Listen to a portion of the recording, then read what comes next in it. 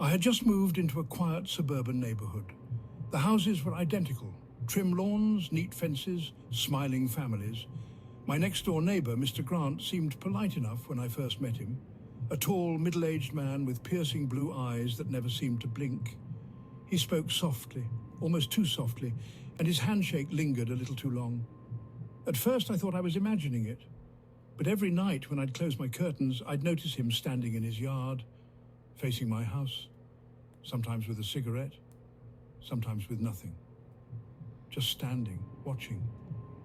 I told myself it was coincidence, but then I realized he never blinked when I caught his eye. He'd just smile faintly, like he knew something I didn't. One night, around 2 a.m., I heard scratching at my back door. I froze in bed, my heart pounding.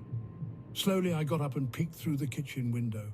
The porch was empty, but the lock on the door looked like someone had been messing with it. The next morning, I found muddy boot prints on the steps. They didn't belong to me. I finally gathered the courage to confront him. I walked over and asked bluntly if he had been in my yard. His smile never wavered. He leaned in slightly and whispered, "If you knew what I've seen inside your house at night, you wouldn't be living here anymore." My blood turned cold. I hadn't told anyone, but I'd been hearing my upstairs floor creak at night like footsteps. That night I didn't sleep. I packed a bag and drove away before dawn. As I turned the corner, I glanced back at my house. He was standing in my driveway, barefoot, holding something in his hand. It was my spare house key, the one I thought I had lost weeks ago. When I moved into my new rental house, I thought the neighborhood seemed perfect, quiet, clean, families walking dogs. My next-door neighbor introduced himself as Mr. Keller. He was older, maybe late 50s, with thin grey hair and a permanent too-wide grin.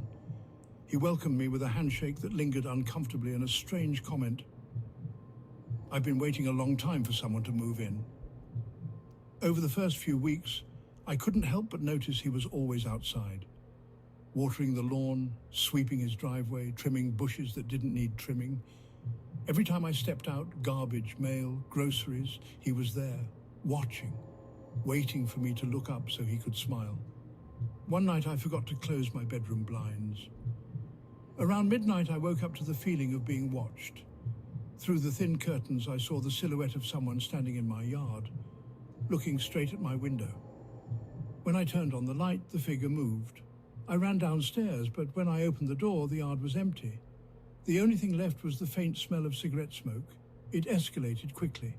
One evening I heard rattling at my back door. I grabbed a flashlight and crept into the kitchen. The doorknob was twitching. Someone was trying to get in. When I flicked the light on, it stopped instantly.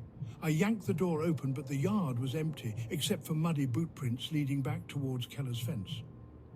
I called the police the next day. They came, took a statement, and even spoke with Keller. But afterward, he leaned over the fence with that same grin and said, "You shouldn't have done that. They can't protect you at night." I installed a cheap security camera. After a week, I checked the footage. My stomach dropped. Every night around 3 a.m., Keller would walk into my yard. Not once, not twice. Every single night, he'd stand there for 10 minutes, staring at my windows. Sometimes he whispered things I couldn't make out. The last night I stayed there, I woke to a soft creaking upstairs. I don't even have an upstairs. My rental was a single floor. Heart racing, I grabbed a kitchen knife and crept toward the noise. That's when I realized it wasn't above me. It was inside the attic crawl space. When I shined a flashlight toward the hatch, I saw faint scratches around the edges. Someone had been pushing it open from the inside. I didn't wait. I bolted out, got in my car, and drove until sunrise. When I returned the next week with the landlord, the attic was empty. But there was something up there, folded neatly in the corner, my missing spare house key, and a pack of half-smoked cigarettes. When I first moved into my townhouse, the street seemed perfect, quiet, safe, filled with the smell of barbecues and kids riding bikes. My next-door neighbor, Mr. Hanley, introduced himself right away.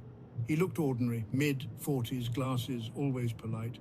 But something about him unsettled me. His eyes never seemed to blink enough, and his smile lasted a few seconds too long. Within days, I realized he was everywhere. When I left for work, he was already outside trimming his hedge. When I came home late, he was in the driveway, just standing there.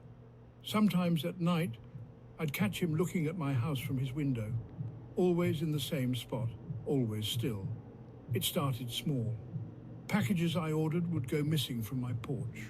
A few days later, they'd reappear on my doorstep, already opened, taped shut sloppily. Nothing was ever taken, but every box had a sticky note inside that read, "I checked it for you." Then the phone calls began. Around 2 or 3 a.m., my phone would ring. Each time, silence.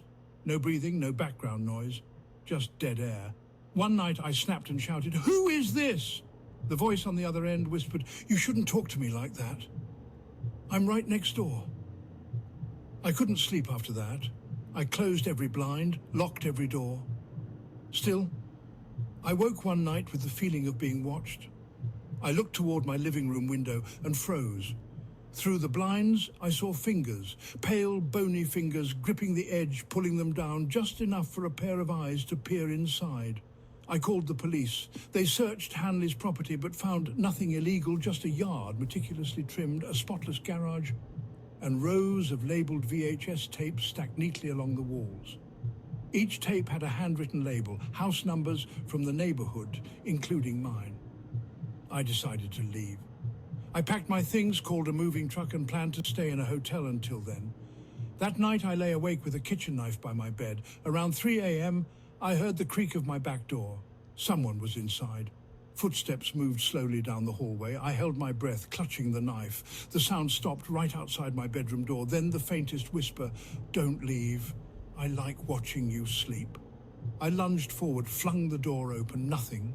Empty hallway. The police searched again but found no signs of forced entry. No fingerprints. Nothing. I moved out the next day. Months later, out of morbid curiosity, I searched the address online.